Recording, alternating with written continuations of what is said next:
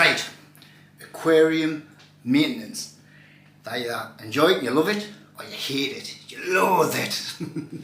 But what I want to do in this video, I'm hopefully going to make it simple. I'm going to break it down into 7 basic steps of how I clean one of my aquariums. So it is going to be full-blown maintenance, everything from cleaning the glass up to cleaning the filters, cleaning the equipment, filling it back up again. It'll be covering everything, but condensed in 7 steps. So hopefully it's something you find useful, you enjoy the video, and if you do, please give us a big thumbs up, and any comments you've got, just leave us some comments and I'll do my best to answer any questions you've got and have a look through those.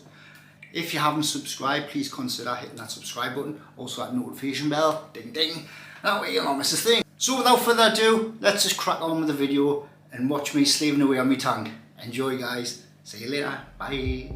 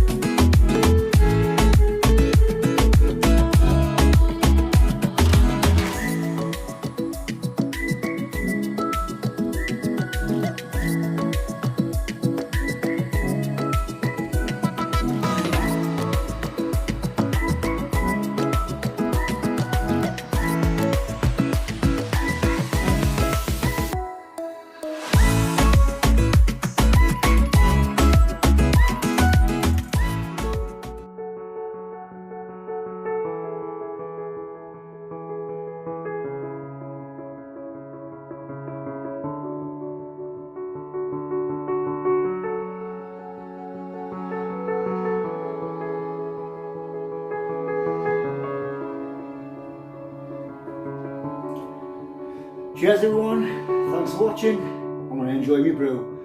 Woo.